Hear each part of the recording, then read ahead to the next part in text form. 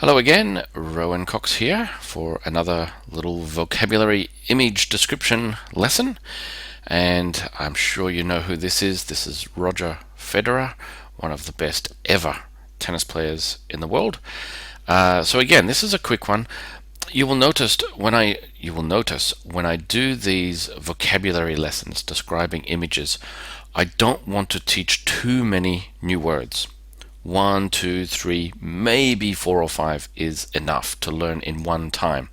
So here's another one, another simple image. Maybe only 1 or 2, maybe 3 or 4 words will be new. But that is the purpose. Okay, I don't want to teach you 20 or 50 new words at one time. You will never remember them. And you will know that if you have watched some of my videos or my lessons explaining how to improve vocabulary and all these other areas of English. So if you are into tennis, this will interest you. If not, it's okay. You can use some of these descriptions for any activity.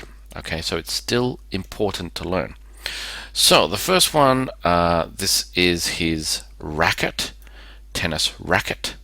Okay, and he is using his right arm to hold or grip the racket, and he is using his left hand to just touch the racket a little to guide or control the racket and his swing or hit. His right arm is slightly bent. Okay, it's not straight and it's not bent very much, like right angles here. It's slightly bent. Okay, so it's bent a little. Okay, so his elbow that's his elbow. So at the elbow, it is bent just a little, so slightly bent. On his wrist here, so that's part of his body is called the wrist, and that is a sweat band. All of these words I'm saying are in the description, so don't worry. His left arm is probably bent a little bit more. It's certainly bent. He is wearing a sweatband or a headband. Nike with the Nike symbol. His eyes are very focused on obviously the ball. We cannot see the ball, but he's obviously looking at the ball. He's wearing a t-shirt. So shirt where the sleeves end anywhere in this section is called a t-shirt, because if you lay the t-shirt down flat, it looks almost like a T, right? It goes like this.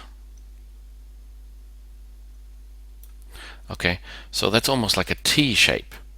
Okay, a lot of students, especially Japanese, will call it a half sleeves shirt because the sleeve is only halfway, right?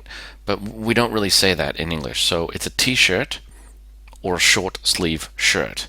So here you can see it has a collar, that flap thing. You can see it a little bit better just there at the front.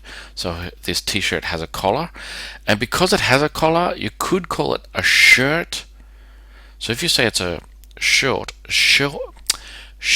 sleeve shirt, so it's short sleeves, not long sleeves, and it is a shirt, that indicates it has a collar.